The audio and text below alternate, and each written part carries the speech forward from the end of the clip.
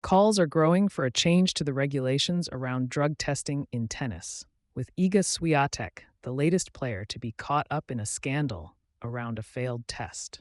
Swiatek was sitting as world no. 1 provided a sample containing the angina medication trimetazidine in an out-of-competition test on August 12th.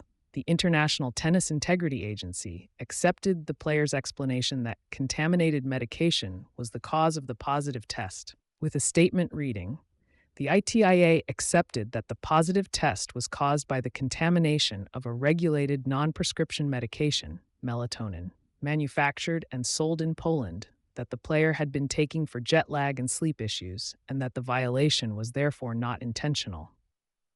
Swiatek was provisionally suspended from September 22nd until October 4th, but as with Sinner's even briefer bans, that was not made public.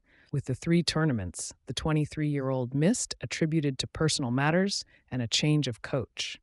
The ITIA said, as the player appealed the provisional suspension within 10 days of the notice, and this appeal was successful, in line with the TADP, Tennis Anti-Doping Program, rules, it was therefore not publicly disclosed. The tiny amounts of the banned substance in Sinner's body that resulted in the failed drug test suggest deliberate doping offenses were not committed.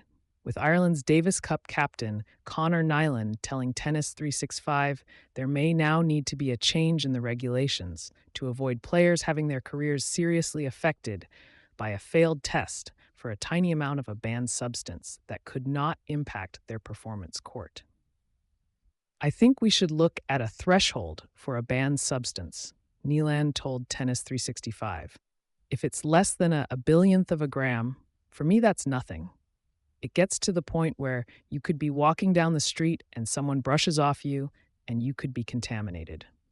If this is the amount we are talking about here, this is not something that should tarnish someone's legacy and the achievements of their career."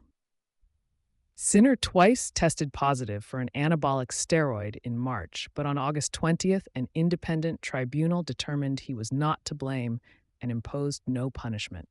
The tribunal accepted Sinner's explanation that the banned substance entered his body as a result of a massage from his physio, who had used a spray containing the steroid to treat a cut on their finger.